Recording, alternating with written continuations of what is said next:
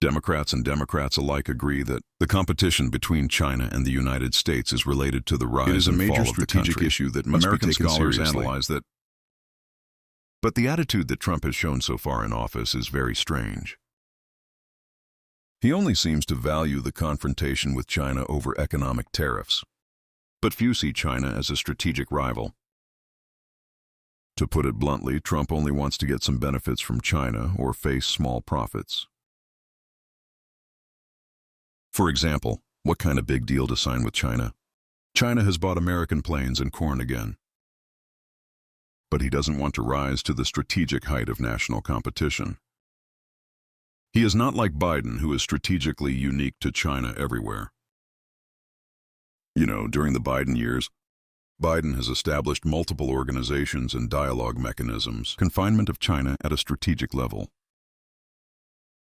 But what about Trump? Trump is obviously cautious about his dealings with China. He seems to be afraid of ruining relations with China. They are even less willing to consider the Sino-US confrontation from a strategic perspective. This is particularly evident between his first and second terms. During Trump's first term, China and the United States also fought a trade war. The confrontation between you and me lasted for a long time. Trump fights another trade war in his second term.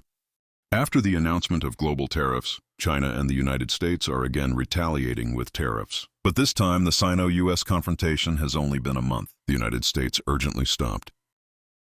On May 12th, the United States announced the suspension of the implementation of reciprocal tariffs. China subsequently announced a moratorium on reciprocal retaliation. Then the United States took the initiative to stop, which showed Trump's fear and concern about China. Because in the first term, the two sides also imposed tariffs on each other. He gritted his teeth and fought for more than a year. And an important reason behind this is that the first term, the Chinese voices around Trump take the lead. I don't know if anyone remembers these names. Navarro Bolton, Lighthizer. Ross was in his second term. The Hawaiian faction is clearly marginalized in the cabinet. The most obvious manifestation is, now in charge of negotiating with China is Besant. And the first term was Lighthizer.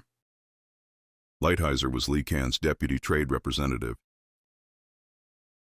He was involved in negotiations with Japan. Not only was the Plaza Accord negotiated. During the negotiations, he folded the list of negotiations into paper airplanes and threw them at the Japanese. When the Japanese negotiator spoke, he would also deliberately turn the pen and remove the tissue, displaying all kinds of contempt. This guy has a lot of skills in negotiation. The Japanese gave him the nickname Trickster. It means to stay away. Can't afford it or it will explode. Lighthizer is more than just a trade negotiator. He is more of a politician. His goal is to suppress adversaries at a strategic level. Prevent adversary countries from posing a threat to the United States. But today's U.S. showdown is represented by Besant. Besant is an investment fund manager. It's about finance and investment. To put it bluntly, a business person, not a politician. Besant is also great. And a very smart guy. I'm not corrupting Besant. But his focus is completely different from Lighthizer's. Besant is focused on business, rather than the strategic containment of great power competition like Lighthizer. Either you die or I live. Besant directly reflects the stark difference between Trump's second and first terms. If I can sum it up in one sentence, it's that I'm not here to play with you. I'm here to do business with you. Trump does not want to engage in great power competition with China from a strategic perspective. It's not that he doesn't know. It's that he doesn't want to. The configuration of his entire government team has changed dramatically compared to his first term. Now Trump's cabinet team is a typical internal team. Rather than an external team, if there is an enemy Trump wants to deal with, that's definitely not China. It's some enemy within the United States. From Musk's efficiency department to CIA director to attorney general to border czar. It's all for the team. It's all used against the enemy and the Democratic Party. Even America's most important Secretary of State, Rubio, it's been more than half a year now. It's almost impossible to hear what he did that mattered. Rubio is arguably the most invisible Secretary of State of any U.S. Secretary of State. Even very important U.S. military strategies have undergone major changes since the first term. This month's issue of Statesman magazine did an in-depth report on this. The report mentions that the U.S. Department of Defense released a report in 2018. The core of its strategy is to deter and contain the expansion of China's influence on a global scale. But the latest strategy for 2025 is to be the first to safeguard homeland security and the control of the Western Hemisphere. The Western Hemisphere refers to South America and North America, the so-called American backyard. But what are the major homeland security issues within the United States? The terrorists are coming again. Or is the Civil War about to break out again?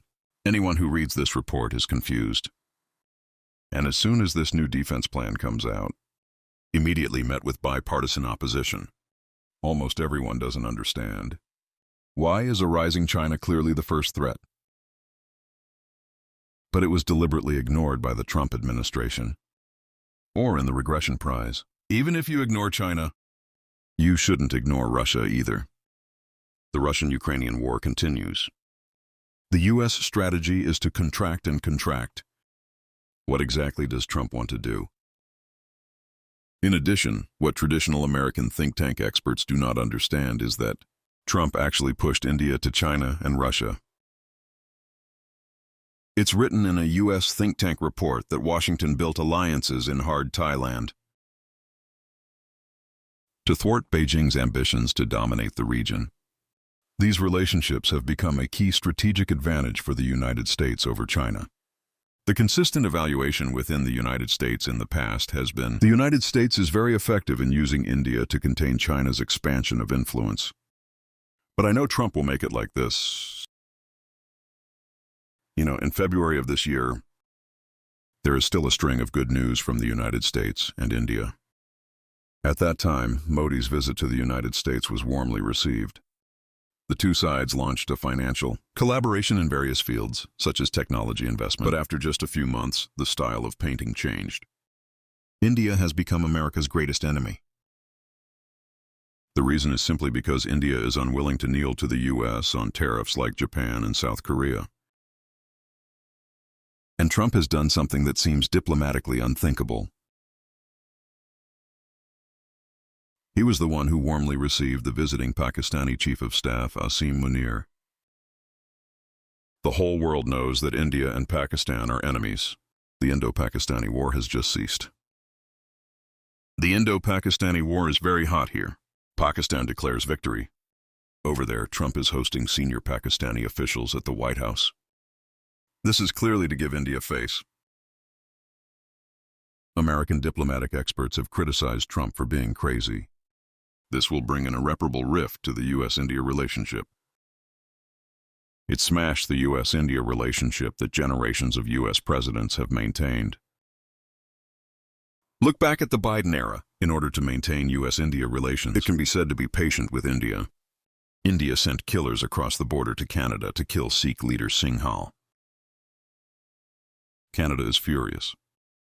Ask the United States to help with condemnation and sanctions. But the Secretary of State at the time didn't dare to say a word more than Lincoln. Neither dare to condemn India nor dare to sanction India. Just say do. Find out the truth. You can see the Biden period. In the United States Great Power Strategy, the importance of India to America's global strategy. But Trump has only been in office for half a year, completely destroyed the U.S.-India relationship. Trump believes that doing so will force India to compromise on tariffs.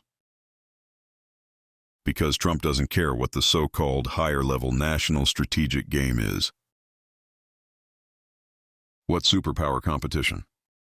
He values the immediate tariff benefits more. He is not interested in the so-called national strategic game. This is the most disturbing thing in American academic circles recently. Trump has no interest in competing with China. After all, this is a variant of Trump's new isolationism. It's not that China hasn't become stronger. The United States is not worried about the rise of China, so it is not interested. It is compared to spending a huge amount of energy to contain China. Trump prefers to protect his 1/3 acre of land. That is, the new U.S. national defense strategy emphasizes the maintenance of the core interests of the United States and the Western Hemisphere. Trump versus hardtie. To South Asia, to Europe. Take a hands-off attitude towards the Middle East. America is no longer keen to be the world's police officer. Some local things. If China is willing to take care of it, willing to exercise influence, so be it. The United States is not interested in getting involved anymore. It was also in this important context, China launched its Global Intelligence Initiative on September 1st.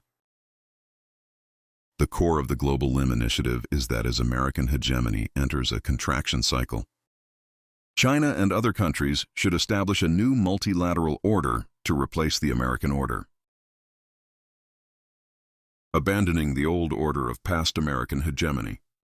Build a mutual equality. A new order of mutually beneficial and win-win multilateralism. China's call for this initiative is itself of cross-generational significance. This is the vacuity of global governance after the exit for the American order, expected to provide a Chinese plan in time. In the past, in order to thwart the emergence of a new order that challenged American hegemony, the United States has repeatedly deliberately sabotaged and obstructed the formation of regional cooperation. He's either trying to get the dealer, or he's trying to make trouble. And today, Trump has no interest in these grand strategies. Even the United States Agency for International Development, which directly projects influence abroad, has been shut down by Trump, and this is a good time for China to establish a new order.